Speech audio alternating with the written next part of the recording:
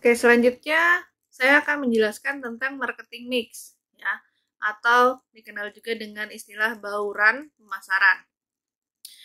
Marketing mix itu adalah konsep strategi pemasaran yang menggabungkan dan melaksanakan secara terpadu elemen-elemen yang ada di dalam bauran pemasaran. Jadi adanya penggabungan, pencampuran penggunaan dari elemen-elemen pemasaran. Baik. Oke, awalnya itu marketing mix itu 4P yang kita sebut sebagai produk, price, place, dan promotion.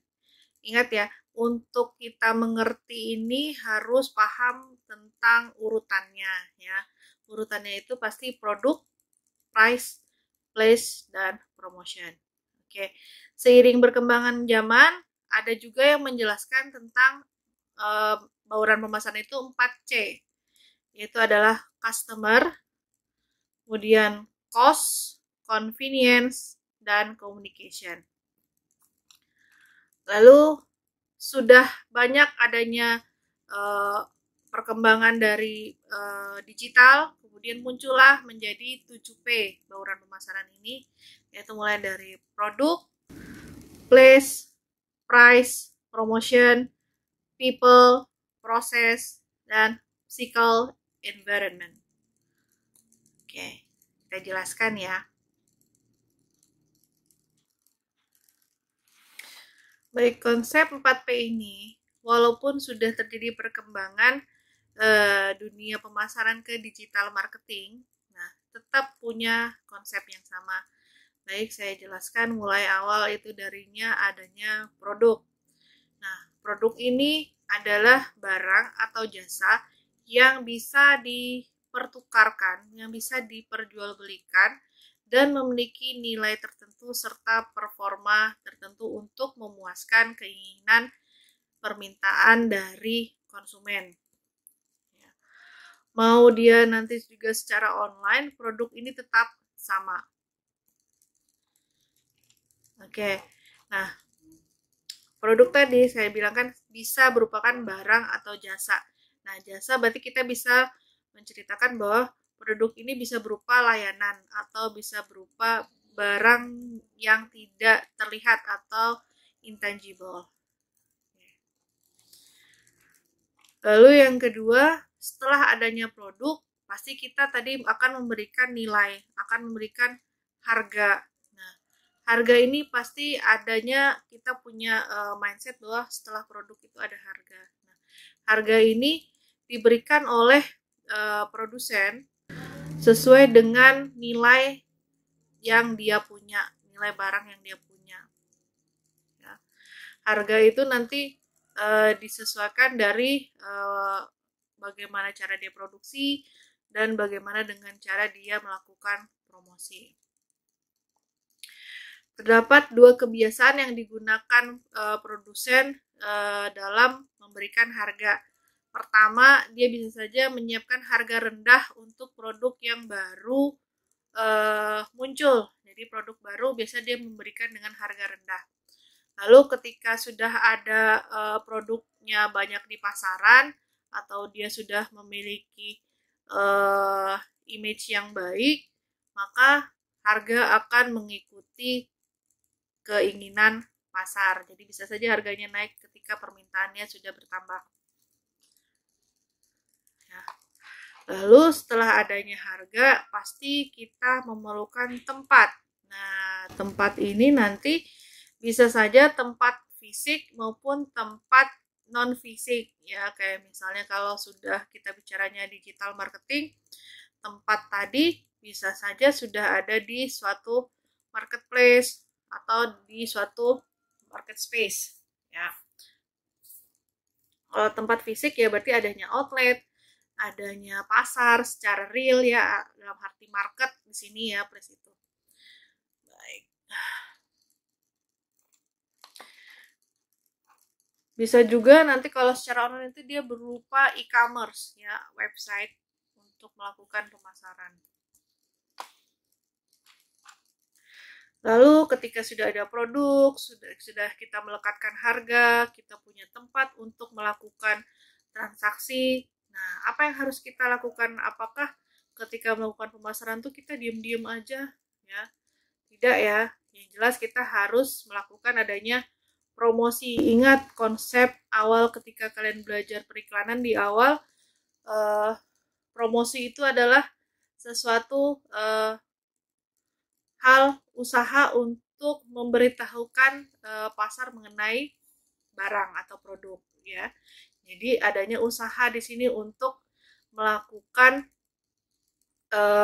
edukasi, melakukan influence ya, melakukan cara mempengaruhi konsumen untuk membeli. Nah, promosi tadi bukan hanya berupa promosi secara straight sale atau menjual langsung, misalnya melakukan iklan atau melakukan promosi saat penjualan, tapi juga bisa melakukan cara-cara lain nanti yang biasa kita sebut, misalnya ada publikasi atau misalnya di sini nanti ada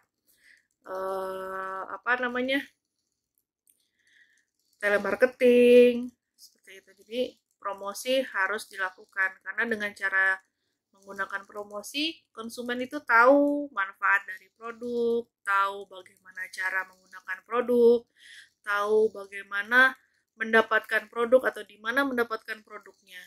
Ya, jadi promosi sangat penting. Jadi kalau dikatakan perusahaan kami nggak usah berpromosi, itu salah. Mungkin tidak usah beriklan, tapi biasanya melakukan promosi.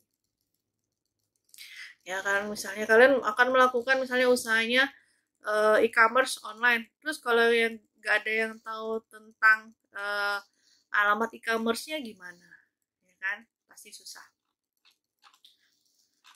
Nah, lalu yang terakhir di sini adalah penggabungan semuanya menjadi marketing mix. Ya, jadi harus bisa mengolah semua hal tadi. Kita lihat nih dengan berdasarkan consumer oriented, consumer kita ini ada di mana gitu. Baru kita akan mensasar konsumen tersebut dengan menggunakan bauran pemasaran. Baik itu untuk bauran pemasaran, dan sama halnya dengan online digital marketing ya. Ini sama bisa diterapkan. Nah, kelupaan kan another P on marketing mix, itu ada people, process, dan physical environment. Yang dimaksud dengan people di sini tentu bukan hanya konsumen saja, namun seluruh sumber daya manusia yang terlibat dalam kegiatan pemasaran, termasuk pekerja hingga tim bisnis, itu bagian dari people. Kemudian proses. Proses adalah gabungan dari keseluruhan aktivitas, mulai dari prosedur jadwal pekerjaan, aktivitas mekanisme, serta hal-hal rutin lainnya. Seluruh aktivitas tersebut berhubungan dengan produk yang dihasilkan hingga produk sampai kepada konsumen. Lalu yang terakhir, physical environment di sini lingkungan, keadaan, hingga suasana pemasaran yang mempengaruhi keputusan dan kepuasan konsumen terhadap produk. Baik, itu tadi 7P dari marketing mix. Berikutnya saya akan menjelaskan tren marketing. Nah, ketika marketing sekarang udah pada zaman digital, internet, maka marketing itu telah berevolusi sebanyak 3 tahapan. Yang pertama itu kita kenal sebagai marketing 1.0 atau marketing 1.0, marketing 2.0 atau marketing 2.0, dan di sini ada marketing 3.0 atau marketing 3.0. Saya jelaskan satu-satu ya. Baik, yang pertama ada marketing 1.0. Nah, di sini era industri, era marketing pada saat itu masih didominasi dengan penggunaan mesin-mesin industri. Nah, di sini proses menjual dari outputnya perusahaan tadi, produk-produk itu langsung menjual produk secara straight sale, menjual kepada siapapun yang ingin membeli produknya. Produk dihasilkan adalah produk standar, karena tadi penggunaan mesin-mesin industri yang membuat produk secara massal. Tujuan dari marketing 0.0 ini, maksudnya tujuannya itu untuk memenuhi standarisasi dan skala produksi dengan banyak hingga biaya produksinya tuh rendah. Jadi dia menginginkan biaya produksi rendah tapi produk yang dihasilkan banyak, sehingga produk-produk yang diproduksi tadi bisa dijual dan terjangkau oleh banyak pembeli. Itu era 1.0 ini zaman masih dulu ya. Lalu berkembang menjadi marketing 2.0. Nah, di sini ditandai dengan adanya teknologi informasi dan internet. Jadi di awal-awal internet muncul, kita menyebutkan pemasarannya adalah marketing 2.0. Konsumen pada era ini sangat mudah mendapatkan informasi dan membandingkan produk-produk dari perusahaan satu dengan perusahaan lainnya.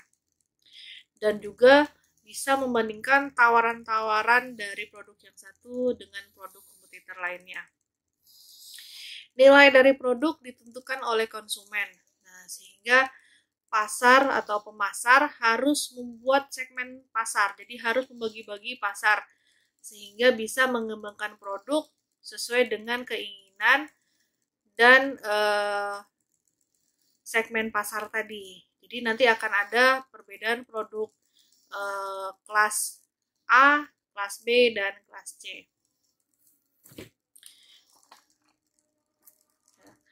Konsumen merasa lebih baik di sini karena kebutuhan dan keinginannya sangat diperhatikan.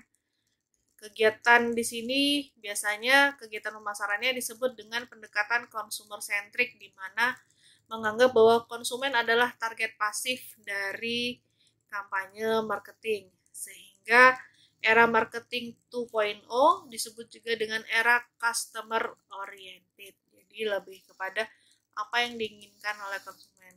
Ya. Kenapa ini bisa muncul? Karena tadi adanya pembagian pasar, adanya orang yang ingin mengkonsumsi produk yang premium, yang standar sesuai dengan kemampuan finansialnya. Lalu marketing 3.0, nah di sini dipacu dengan adanya nilai-nilai yang mempengaruhi. Jadi si konsumen punya nilai-nilai tertentu. Ya, pemasar tidak memperlakukan orang semata-mata sebagai konsumen saja, namun melakukan pendekatan dengan memandang konsumen sebagai manusia seutuhnya yang lengkap, punya pikiran, punya hati, dan punya spirit, ya, punya semangat. Pemicu lahirnya marketing 3.0 adanya New Wave teknologi. New Wave teknologi itu teknologi yang memungkinkan konektivitas dan interaktivitas antar individu dan kelompok. Jadi orang itu saling terkoneksi ya. Jadi ketika ada new wave teknologi, orang saling terkoneksi, keinginan dia itu akan mempengaruhi keinginan kelompoknya nantinya. Baik, nanti akan saya tampilkan tabel perbedaan mengenai marketing 1.0, 2.0, dan 3.0 ya. Nanti akan ada muncul di sini. Saksikan dulu ya.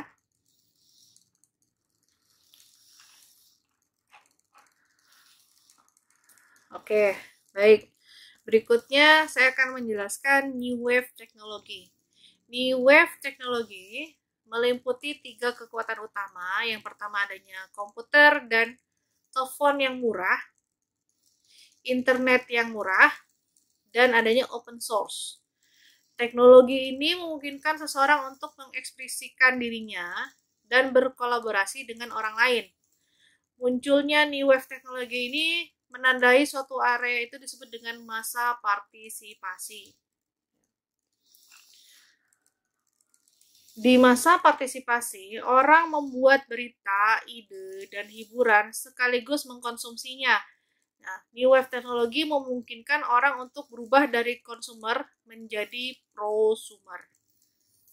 Ya, jadi orang yang ahli atau mengerti tentang suatu produk. Ya. Tapi dia bukan produsen. New Wave teknologi memunculkan media-media sosial. Media sosial lalu dibagi dalam 2 kategori besar. Ada media sosial ekspresif, jadi ada tempat dia mencurahkan emosinya, misalnya blog, Twitter, YouTube, Facebook, kemudian ada TikTok sekarang ya, kemudian ada Flickr, gitu. Atau misalnya Pinterest, gitu. Jadi dia mampu mengekspresikan apa yang dia mau. Kemudian ada media sosial kolaboratif, yaitu meliputi seperti situs-situs yang pasif ya, lebih kepada pasif, hanya tulisan seperti Wikipedia, Rotten Tomato, Craigslist, atau misalnya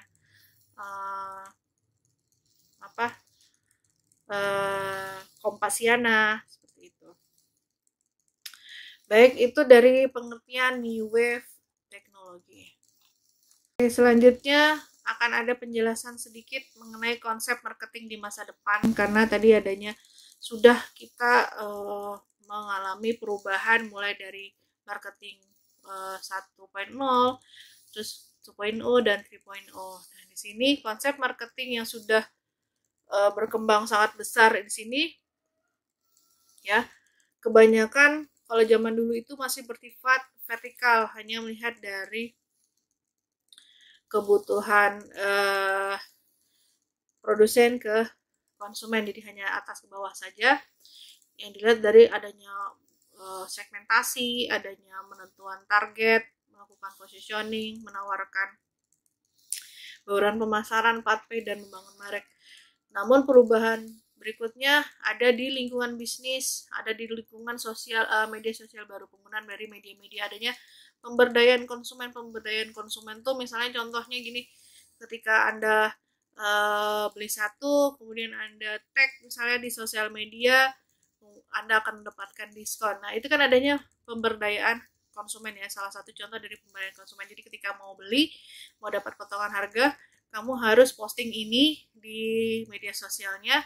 Nah, nanti kan media sosial kita digunakan secara tidak langsung untuk mempromosikan produknya. Nah, itu adanya pemberdayaan konsumen. Kemudian berubah lagi karena ada new wave teknologi, ketika semua sudah terkoneksi dengan internet, kemudian telepon murah, handphone murah, adanya kuota unlimited misalnya kayak gitu ya. Kemudian diperparah lagi dengan adanya globalisasi dengan menciptakan pergeseran besar dalam praktek marketing. Jadi yang melakukan pemasaran bukan dari produsen, bukan dari perusahaan, tapi lebih kepada konsumer yang melakukan marketingnya. Nah, ini pinter-pinter banget ini ya jadinya ya. Nah, ketika konsumen udah menjadi alat marketing dari suatu perusahaan, maka yang disebarkan melalui